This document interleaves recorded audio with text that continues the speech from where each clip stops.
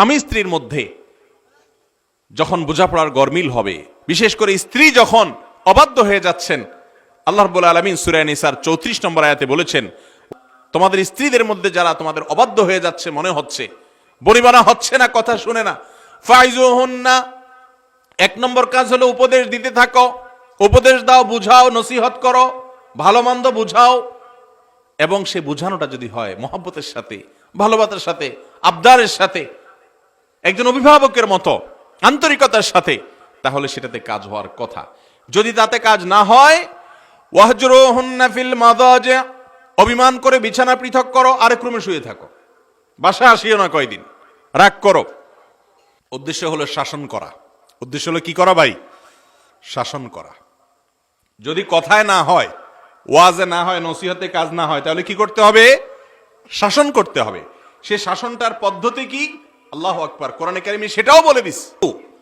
স্বামী স্ত্রীর সম্পর্কের বিষয়টা আল্লাহর কাছে কত বড়, কত গুরুত্ব, যে আল্লাহ রাব্বুল আলামিন এখানে একজন স্বামীকে শেখাচ্ছেন তার স্ত্রীর সাথে যদি তার বোঝাপড়ার গরমিল হয়, স্ত্রী যদি অবাধ্য হয়, তাহলে কিভাবে পদক্ষেপগুলো গ্রহণ করবে। ডাইরেক্ট কথায় কথায় তালাকের দিকে যাবে না, কিছু হলেই তালাকের সিদ্ধান্ত যাওয়া যাবে না, বরং আগে উপদেশ দিতে হবে, তাতে কাজ না হলে শাসন করতে হবে, এবং বিছানা পৃথক করতে হবে, অভিমান করতে হবে, প্রয়োজনে খরচ খরচা দেওয়া বন্ধ করতে হবে। এক কথায় তাকে শাসন করার যত বৈধ পন্থা হতে পারে, যৌক্তিক পন্থা হতে পারে, সেগুলো অবলম্বন করবে। এটাতে যদি না হয়, এটাতে যদি কাজ হয়, ফাইন আতাআনাকুম, যদি তারা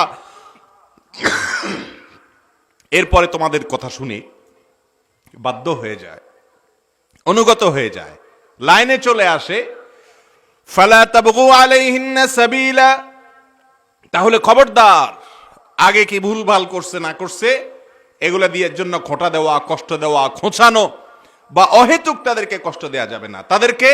তাদের সাথে আর ব্যবহার খারাপ করার মতো দুঃসাহস দেখানো যাবে না, এই পথে হাঁটা যাবে না, আর কোনো তাদেরকে কষ্ট দেওয়া যাবে না, এবং তাদেরকে বরণ করে নিতে হবে তাদের সেই তওবাকে। যদি এটাতে কাজ না হয়, তালাকের আগে এক নম্বরের পদক্ষেপ যে বোঝাপড়া করবেন, মান অভিমান করবেন, তাতে কাজ যদি না হয়, এই স্বামী স্ত্রীর মধ্যে এভাবে মনোমালিন্য দূর করার সুযোগ না থাকে, তাহলে স্বামীর এবং স্ত্রী, ছেলে এবং মেয়ে, উভয় পক্ষের দুইজন মাথাওয়ালা মানুষ, যেটাকে আমরা সালিসি বলি, সালিসি, সালেস, তৃতীয়, এটা আরবি শব্দ, তৃতীয় একজন, স্বামী এক পক্ষ, স্ত্রী আরেক পক্ষ, স্বামীর পক্ষের একজন মাথাওয়ালা মুরব্বী, স্ত্রীর পক্ষে একজন মাথাওয়ালা বুদ্ধিমান মুরব্বী, যারা কোরআন হাদিসের জ্ঞানও রাখেন, হালাল হারাম বুঝেন, ভালো মন্দ বুঝেন, অভিজ্ঞতা আছে, এরকম দুই মুরব্বী, তাদেরকে পাঠানোর জন্য আল্লাহ নির্দেশ করেছেন, তাদেরকে পাঠাও।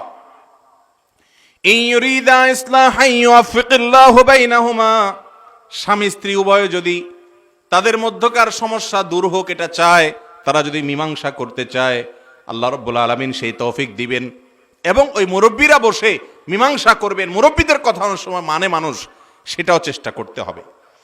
এইটাতেও যদি না হয়, কোনোভাবে সম্পর্ক জোড়া লাগতেছে না, তাদের দূরত্ব কমতেছে না, তাদের মনোমালিন্য দূর হচ্ছে না, এরকম যদি হয়, তাহলে সেক্ষেত্রে কি করবে?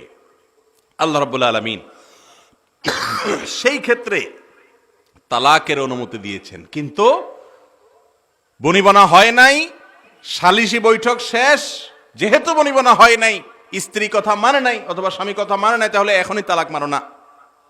তালাকের সিদ্ধান্ত নিতে হলে আগে মাসআলা জানতে হবে যে কখন কিভাবে তালাক হয়, কখন হয় না।